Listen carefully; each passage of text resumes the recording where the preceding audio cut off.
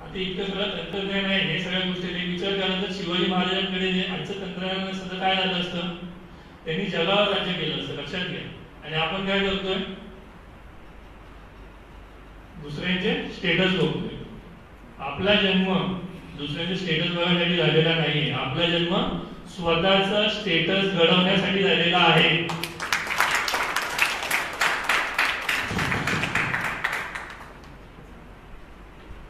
खरंच वाटतंय ना तुम्हाला, स्वतःचा स्टेटस घडवावं असं वाटतंय ना, ते लोक स्टेटस बघणं बंद करा. मी म्हणजे स्टेटस बघत नाही, पण स्टेटसला टाकतो की लोकांनी बघावं म्हणून. आपण बघतोय की ज्यावेळेला कार्यक्रम होतात, रत्नागिरीचा बरेच लोक आले होते इथे. 30वीच्या आतले किती जण आहेत जरा उभे राहा, 30 वयोगटातले जरा उभे राहा. 30 मधले किती जण आहेत उभे राहा, 30 बघितलं तुम्ही, लक्षात येईल तुम्हाला. 30 मधले फक्त 3-4 जण आज इकडे उपलब्ध आहेत. का असं झालंय बघा, की आपण आपल्याला त्यांना विश्वास निर्माण करू शकत नाही आहोत की आपण व्यवसायात जाऊ शकतो, आपण व्यवसाय करून मोठे होऊ शकतो, आपला समाज आपल्या पाठी उभा राहू शकतो. हे खूप महत्वाचं आहे. आपण बघतोय की ज्यावेळेला कार्यक्रम होतात, रत्नागिरीचा बरेच लोक आले होते इथे. 30वीच्या आतले किती जण आहेत जरा उभे राहा, 30 वयोगटातले जरा उभे राहा. 30 मधले किती जण आहेत उभे राहा, 30 बघितलं तुम्ही, लक्षात येईल तुम्हाला. 30 मधले फक्त 3-4 जण आज इकडे उपलब्ध आहेत. का असं झालंय बघा, की आपण आपल्याला त्यांना विश्वास निर्माण करू शकत नाही आहोत की आपण व्यवसायात जाऊ शकतो, आपण व्यवसाय करून मोठे होऊ शकतो, आपला समाज आपल्या पाठी उभा राहू शकतो. हे खूप महत्वाचं आहे. जसं आता सुरेश साहेबांनी सांगितलं, साळवी साहेबांनी सांगितलं की अर्थसंकेत म्हणून आमचा मराठीतला पहिला बिझनेस न्यूजपेपर आहे. मराठीमध्ये प्रसार माध्यम भरपूर आहेत, सगळ्यांनी जोरदार काय वाढवलं ते चालते, मला आनंद होतो. मराठीमध्ये असंख्य प्रसार माध्यम आहेत, न्यूज चॅनल्स आहेत, मनोरंजनाची चॅनल्स आहेत, पण त्याच्यामध्ये आपल्याला दाखवतात काय, खून, मारामाऱ्या, बलात्कार, क्रिकेट, राजकारण, ह्याने आपल्याला काय फायदा होणार आहे. हे विषय हवे आहेत, मान्य आहे, पण सातत्याने त्याच गोष्टी आपल्याला दाखवल्या जातात.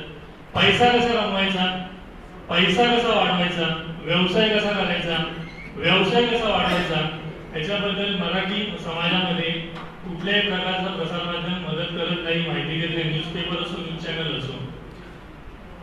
त्याच्यामुळे काय झालं की आपण ह्याच गोष्टींमध्ये घरामध्ये बोलल्या जातात, मित्रपरिवारामध्ये बोलल्या जातात, समाजामध्ये बोलल्या जातात की ज्या प्रसार माध्यमांमध्ये दाखवल्या जातात. खून, मारामाऱ्या, बलात्कार, क्रिकेट, राजकारण.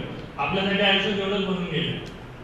जन्माला यायचं, नोकरी करायची, शिक्षण घ्यायचं, नोकरी करायची, रिटायर व्हायचं आणि सगळं राहायचं संपलं. ह्याच गोष्टींवरती बोलत बोलत आणि मनोरंजनामुळे काय झालंय, कुठले तरी गाण्याचे, नाच गाण्याचे कार्यक्रम बघायचे आणि त्याच्यामध्ये आपलं छानपैकी आयुष्य आपण घालवतो. तर हे सगळं असून पैसा कसा कमवायचा, व्यवसाय कसा करायचा, व्यवसाय कसा वाढवायचा, हे आपल्या मराठी माणसाला कळावं यासाठी आम्ही अर्थसंकेतची सुरुवात 14 वर्षापूर्वी केली. 2020 मध्ये ज्यावेळेला करोना आला होता, त्यावेळेला आम्हाला लोकांचे फोन यायचे की उद्योजकांचे, व्यावसायिकांचे की आम्हाला आत्महत्या करावीशी वाटते, आमचा व्यवसाय होता, आम्ही काय करावं. तर त्यावेळेला मला एक संकल्पना सुचली, पुन्हा एकदा आपल्याला सुरुवात करायची. डिसेंबर महिना आला होता, मार्च मध्ये आपल्याला लॉकडाऊन लागलं होतं. हळूहळू डिसेंबर महिन्यामध्ये लोकांचे असे फोन यायचे होते की आता बरंच आमचं काम थांबलेले, ठप्प झालेले. त्यावेळेला एक वेगळी संकल्पना मी केली की पुन्हा एकदा आपल्याला सुरुवात करायची, पुन्हा एकदा भरारी घ्यायची. तर त्यासाठी मी हेलिकॉप्टरमध्ये पुस्तकाचं प्रकाशन केलं होतं.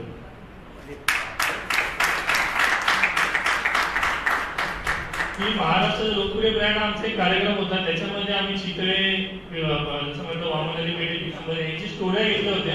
100 वर्ष जुने व्यवसाय, त्यांच्या स्टोऱ्या आम्ही त्या पुस्तकामध्ये कव्हर केले. ते पुस्तक लॉन्च केलं. ते पुस्तक हेलिकॉप्टरमध्ये लॉन्च करून आम्ही लोकांना संदेश दिला की पुन्हा एकदा आपल्याला उभारी घ्यायची, पुन्हा एकदा भरारी घ्यायची आहे. आणि खूप चांगला रिस्पॉन्स झाला. वेगळ्या न्यूज चॅनल, न्यूजपेपरने कव्हर केल्याने सर्व उद्योजकांचे फोन यायला लागले की खूप चांगलं तुम्ही काम केलेलं आहे. लक्षात घ्या, ह्या गोष्टी महत्वाच्या आहेत. तर पुन्हा मला हे सांगायचं होतं की शेअर मार्केट जो आहे त्याची भीती काढा. अर्थसंकेतच्या युट्यूब चॅनलवरती 2000हून जास्त व्हिडिओ अवेलेबल आहेत, ज्याच्यामध्ये शेअर मार्केट असेल, गुंतवणूक असेल, उद्योजकता असेल, सगळे तुम्हाला विनामूल्य व्हिडिओ अवेलेबल आहेत.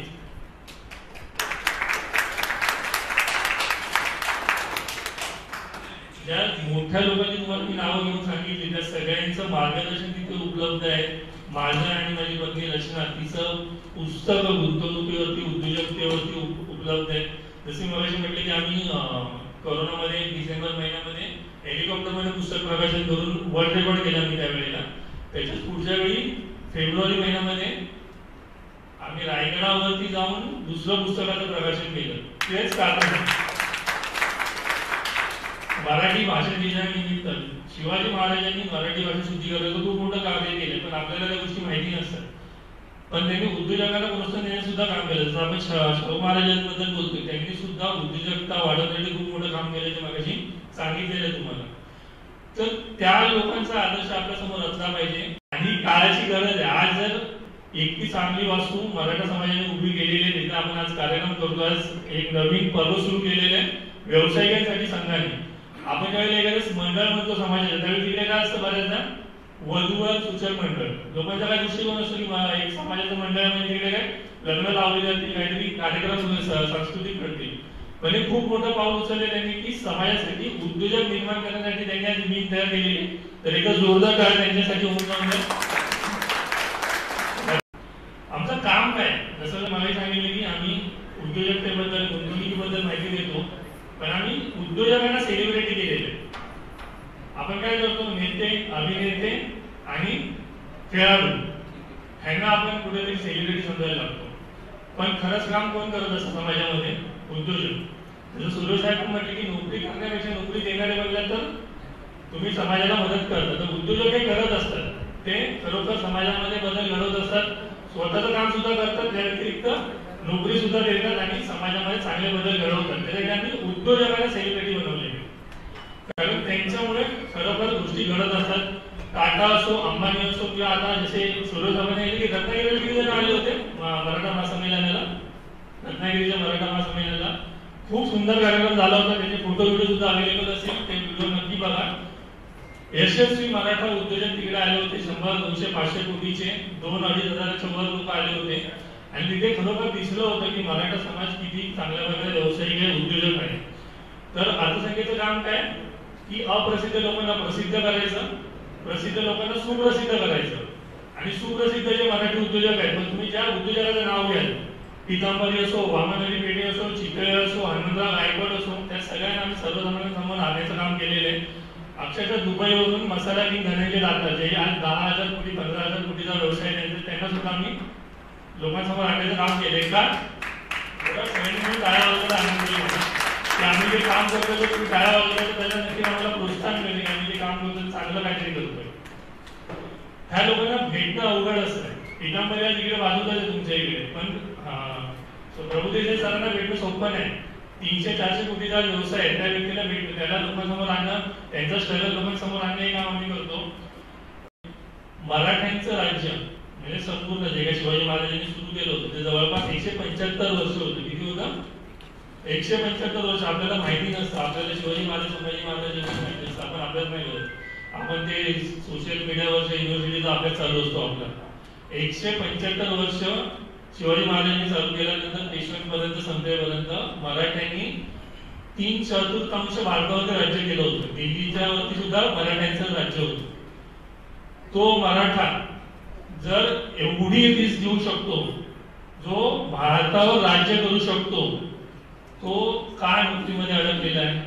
तो व्यवसायाची रिस्क का घेऊ शकत नाही? नक्की घेऊ शकतो. घेऊ शकतो ना? 100%. तो व्यवसायाची रिस्क घेऊ शकतो. तो शेअर मार्केटमध्ये लॉंग टर्म साठी गुंतवणूक करू शकतो. त्यांनी स्वतःचे व्यवसाय लिस्ट करून, फंड रेज करून, म्हणजे छोटा व्यवसाय एसएमई, मोठ्या उद्योगांचं तुम्हाला मी शेअर मार्केट लिस्टिंग बोलतोय. छोटे उद्योजक त्याला एसएमई लिस्टिंग म्हणतात. 5 कोटीचा व्यवसाय जरी असेल, तुम्ही लिस्ट करून फंड रेज करू शकता. तर तिथे लिस्ट करून तुम्ही भांडवल उभारून तुमचा व्यवसाय खूप मोठा करा. त्यासाठी आम्ही मदत करायला तयार आहोत. बॉम्बे स्टॉक एक्सचेंज असो, नॅशनल स्टॉक एक्सचेंज असो, किंवा इतरही तुम्हाला जे काही गोष्टी लागतील, चार्टर्ड अकाउंटंट असो, सगळ्या प्रकारच्या उद्योजकांसोबत आमचे संपर्क आहेत. त्या सगळ्यांसोबत आम्ही तुम्हाला कनेक्ट करायला तयार आहोत. तर तुम्हाला पुन्हा पुन्हा विनंती राहील की जे काय तुम्हाला मदत लागेल, तसे आज आपण इथे उद्योजक मेळावा घेतलेला. उद्योजक मेळावा घेण्यात मला नाही की आपल्याला उद्योजकांना देशात लागेल. आम्ही बीएससी मध्ये, बॉम्बे स्टॉक एक्सचेंज मध्ये, नॅशनल स्टॉक एक्सचेंज मध्ये कार्यक्रम करतो. उद्दिष्ट काय होतं आमचं की आपल्या लोकांना हे कळावं की फक्त घर गहाण ठेवून, सोनं गहाण ठेवून त्याच्याकडून पैसे गोळा करून उद्योग करायचा नसतो. उद्योग हा दुसऱ्या पैशाने करा. आवळे साहेबांचं पुस्तक सुद्धा आहे, माहिती असेल बऱ्याच जणांना. उद्योग तुमचा पैसा दुसऱ्याचा. तर हे शेअर मार्केटमध्ये आपल्याला भांडवल उभं करता येतं. त्याच्याकडे बीएससी मध्ये कार्यक्रम केला. 40 मोठे ब्रँड ज्याची मला नाव आहे त्याची मेडिकल पासून सगळ्यांना आम्ही पहिल्यांदा ते लोक बीएससीच्या बिल्डिंग मध्ये आले. केसरी टूर सगळे पहिल्यांदा आम्ही त्यांना घेऊन गेलो तिकडे. दादासाहेब दुबईवरून आले होते. तिथे आम्ही लोकांना हे दाखवलं की तुमच्या व्यवसायासाठी तुम्ही इथून भांडवल उभारू शकता. आणि सांगायला खूप आनंद आणि अभिमान वाटतो की त्यानंतर माधव बागने लिस्ट करून स्वतःचं फंड रेज केलं. काय वाढवण्यात आलं, मी नुसतं बोलतोय चांगलं सांगतो की काय वाजवण्याचा जास्त प्रोत्साहन मिळतं बोलायला. माधव बागने 22 कोटीचा फंड रेज केला, लोकांचे पैसे जमा केले. आता शेअर मार्केटमधून फंड रेज केल्याचा फायदा काय असतो की ते रिस्क कॅपिटल असं गुंतवणूक करायचं. म्हणजे उद्या तुमचा व्यवसाय बुडाला तर तुम्हाला कोणाला पैसे परत करायचे नाही. जर तुम्ही घर घाण ठेवलं, सोनं घाण ठेवलं, लोकांकडून उधारीवरती पैसे घेतले आणि तुमचा व्यवसाय बुडाला तर तुम्हाला एक रुपया प्रत्येकाला परत द्यावा लागतो. शेअर मार्केटमधून ज्यावेळेला तुम्ही भांडवल गोळा करता त्यावेळेला तुमचा व्यवसाय बुडाला तुम्हाला कुणालाही पैसे द्यावे लागत नाही. हे त्याचं महत्त्वाचं कारण आहे. आज टाटा एवढी मोठी झाली, अंबानी एवढे मोठे झाले, बिर्ला एवढे मोठे झाले, एवढे मोठे उद्योजक आहेत. ते का मोठे झाले त्याचं कारण हे की त्यांनी लोकांकडून पैसा गोळा केला. प्रत्येकाकडून 100, 200, 500, 1000 रुपये गोळा केले आणि त्यांनी आज रिलायन्स किती 10 लाख कोटीच्या वर त्यांचं कॅपिटल आहे. माधव बागने ज्यावेळेला 22 कोटी रेज केले तेव्हा त्यांचं बिझनेसचं व्हॅल्युएशन ऑटोमॅटिकली 80-90 कोटी झालं. बिझनेसचं व्हॅल्युएशन होतं. शार्क टँक किती जण बघतात? शार्क टँक नावाचं काहीतरी आहे ते आपल्याला माहिती आहे. तर जसं आपण मनोरंजनाचे कार्यक्रम बघतो तसं ते जरा लिहून ठेवा. नाचण्याचे कार्यक्रम थोडे कमी बघा किंवा नंतर युट्यूबवर येऊन बघायला मिळतील तुम्हाला. ते शार्क टँक नावाचा एक कार्यक्रम असतो तो बघा की त्याच्यामध्ये जे व्यवसाय करतात आपले बरेचसे मराठी उद्योजक सुद्धा तिथे गेलेले आहेत की तिथे जाऊन तुम्ही गुंतवणूक जे करतात त्याला VC म्हणतात किंवा ज्याला एंजल इन्व्हेस्टर म्हणतात, व्हेंचर कॅपिटलिस्ट म्हणतात, ते लोक तुमच्यासाठी पैसे गुंतवायला तयार आहेत. ते तुमच्या व्यवसायात रिस्क घ्यायला तयार आहेत, तुमच्या कल्पनेवर रिस्क घ्यायला तयार आहेत. ते लोक तुमच्याकडे पैसे गुंतवायला तयार. शार्क टँक मध्ये जाऊन लोक स्वतःचा बिझनेस म्हणतात मी असा बिझनेस करतोय, माझ्या बिझनेसचे मी 10% हिस्सा तुम्हाला द्यायला तयार आहे आणि त्याच्यासाठी मला 1 कोटी, 5 कोटी, 10 कोटी फंड पाहिजे. तर तशा प्रकारे तुम्हाला लोक पैसे द्यायला तयार असतात. तर आता मध्ये 4 दिवसापूर्वी मी आलो होतो इथे. ठाणेकरला कार्यक्रम होता जे मी म्हणजे पितांबरीचं नाव घेतलं रवींद्र प्रभुदेसाई सर आहे. त्यांना टिळक विद्यापीठाने डॉक्टरेट DET सगळ्यात मोठी शिक्षणाची पदवी देण्यात दिली. त्या कार्यक्रमाला मी आलो होतो. तर त्या कार्यक्रमात त्यांनी एक वाक्य म्हटलं की शाळेत नाही गेलं तरी चालेल. काय शाळेत नाही गेलं तरी चालेल पण संघात गेलं पाहिजे. RSS मध्ये कशासाठी? तर ते जसं सूर्यसाहेब मगाशी म्हटलं की गुजराती असतील, मारवाडी असतील किंवा जे काही गोष्टी समाज आहेत त्यांच्या ती एक सिस्टीम तयार आहे की तिकडे त्यांना ते सगळ्या गोष्टी मिळतात.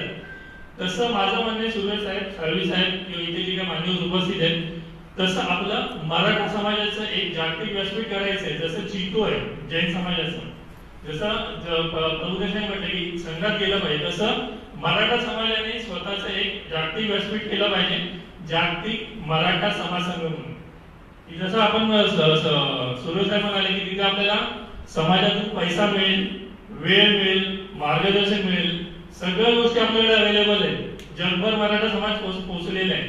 पण त्या सगळ्या गोष्टी आपल्याला मिळाव्यात एका ठिकाणी की उद्या आपल्या घरातील लहान मुलांना जर व्यवसायात जायचं असेल तर त्यांना त्या गोष्टी उपलब्ध व्हायला पाहिजे.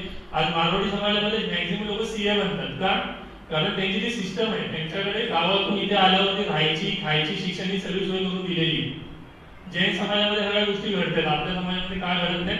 त्यासाठी आपल्याला हे करायचंय. आता गडबड कुठे होते की मराठी माणूस आणि त्यातल्या त्यात मराठा जो आहे तो कर्मापेक्षा ना कर्मकांडामध्ये जास्त गुंतलेला आहे. त्याला काय वाटतंय की असेल हरी तर देश हटल्यावर त्याला वाटतंय की लॉ ऑफ अट्रॅक्शनने मला छानपैकी काम मिळेल. एक छोटीशी गोष्ट सांगतो की नवरा बायको असतात ते रोज देवाला प्रार्थना करत असतात की आम्हाला लॉटरी लागून दे. अनेक वर्ष होतात रोज देवाला प्रार्थना करत असतात आम्हाला लॉटरी लागून दे, आम्हाला लॉटरी लागून दे. बरीच वर्ष जातात, वैतागत असतात, कंटाळत असतात, पण रोज देवाला प्रार्थना करत राहतात की आम्हाला लॉटरी लागून दे, लॉटरी लागून दे. मग बरेच वर्ष झाली, 15-20 वर्ष झाल्यानंतर शेवटी देव त्याच्या स्वप्नात येतो आणि तो त्यांना सांगतो की अरे मूर्खांवाली लॉटरी तर काढा. कळते तुम्हाला? म्हणजे तुम्ही किती कर्मकांड केली तर त्याच्यासाठी आवश्यक काय आहे की कर्म करणं, तुम्हाला तुमचं पाऊल उचलणं आवश्यक आहे. शेअर मार्केट म्हणजे काय हे मुळात आपल्याला माहिती नाही. मला आता विषयावरती बोलायला सांगितलंय. शेअर मार्केट म्हणजे काय की जिथे व्यवसायाला लागणारं भांडवल उभारलं जातं. आणि मराठी मीडियाला कशी घालतो, कारण मार्केट कोसळली की पहिली बातमी असते. सगळ्यात प्रसार माध्यमांमध्ये काय सांगितलं जातं, शेअर बाजार कोसळला, आता मागे 15-20 दिवसांपूर्वी कोसळला होता. तर तुम्हाला बाजार कोसळल्याची बातमी येते, बाजार कोसळला, लाखो करोडो बुडाले. जर 175 वर्ष शेअर मार्केट चालू आहे तर तुम्हाला काय वाटतं, हे मार्केट कोसळणं चालू असतं, तसं मार्केट वर जाणं सुद्धा चालू असतं. जेवढा मार्केट कोसळतो तेवढा मार्केट वर जातो. 1979 साली 100च्या पॉईंटने सेन्सेक्स चालू झाला होता. सेन्सेक्स किती हजार झाले, किती हजार झाले सेन्सेक्स, 76,000. म्हणजे गुंतवणुकीमध्ये अशा प्रकारे पैसे वाढत नाही. तुम्ही जमीन घ्या, सोनं घ्या किंवा काही घ्या, कुठलीही गुंतवणूक अशा प्रकारे वाढत नाही. शेअर मार्केट ही अशी जागा आहे की जिथे ज्यांना व्यवसायाला भांडवल लागतं, आपल्या सगळ्यांना ते पार्टनर करून तिथून भांडवल उभं करतात, त्यांचा व्यवसाय मोठा करतात आणि मग त्या भांडवलातला प्रॉफिट मधला हिस्सा आपल्याला वाटतात, त्याला डिव्हिडंड म्हणतात. तर ते शेअर मार्केट आपल्याकडे काय पसरवलं जातं की तो जुगार आहे, तो सट्टा आहे, त्याच्यामध्ये लोक विकेला लागले, लोकांनी आत्महत्या केली. शेअर मार्केटमध्ये ट्रेडिंग आणि गुंतवणूक हे दोन वेगवेगळे प्रकार आहेत. ट्रेडिंग करणं म्हणजे खरेदी विक्री करणं, गुंतवणूक करणं म्हणजे लॉंग टर्मची इन्व्हेस्टमेंट करणं. जसं आपण सोनं घेतो, जसं आपण जमीन घेतो, तशाच प्रकारे तुम्ही शेअरमध्ये लॉंग टर्मची इन्व्हेस्टमेंट केली तर तुम्हाला फायदा होतो.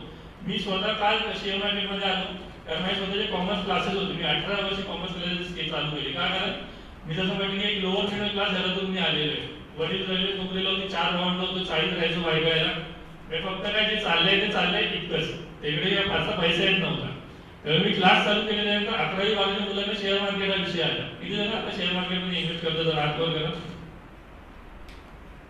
फार कमी आकडे. का असं होतंय, कारण आपल्याला माहिती नाही. मला पण माहिती नव्हती, कारण मराठी मिडल क्लास लोक, आपल्याला त्या वारायला जायचं नसतं. तर मला पर्याय नव्हता, कारण 11वी-12वी मुलांना शेअर मार्केट हा विषय अभ्यासाला आला होता. तर मी ते अभ्यास केला, मी शिकलो, मी क्लासेस केले, मी पुस्तकं वाचली. तर मला लक्षात आलं की रॉकेट सायन्स नाही, म्हणजे फार घाबरवलं जातं तसंही काही नाही. फक्त गडबड अशी आहे की योग्य प्रकारची माहिती आपल्यापर्यंत पोहोचलेली नाही. लॉंग टर्म इन्व्हेस्टमेंटची गुंतवणूक करण्याची खूप आवश्यक आहे. तसं मी त्यावेळेला स्वतःच्या डीमॅट कार्डनी इन्व्हेस्टमेंट केली. मी 25 रुपयाला अशोक लेलंड त्यावेळेला घेतला होता, तो आता 250 रुपयाला. जवळपास मी तुम्हाला 20 वर्षापूर्वी, 15 वर्षापूर्वी गोष्ट सांगतोय. 100 रुपयाला सीएट टायर घेतला होता, तो आज 3,000 रुपयाला आहे. अशा प्रकारे शेअरची किंमत वाढत जाते. सगळ्यात महागडे शेअर मला माहिती कुठले आहेत आज, किती किंमत आहे, 3 लाखाच्या आसपास वर खाली चालू आहे एका शेअरची. तुम्हाला माहिती आहे एमआरएफचा ब्रँड एम्बॅसेडर कोण होता, जो तुम्हाला सारखा बॅटवर करून दाखवायचा, तो काय सांगत होता, बॅटवर करून एमआरएफचा लोगो आपण काय सांगत होता, एमआरएफचे शेअर स्पीकर या शेअर स्पीकर आपण घेतले नाही, आपण टायर घेतले. शेअर मार्केट ही लॉंग टर्म इन्व्हेस्टमेंट करायची जागा आहे, जिथे तुम्हाला पैसे लॉंग टर्म साठी गुंतवायचे. जसं तुम्ही पैसे गुंतवता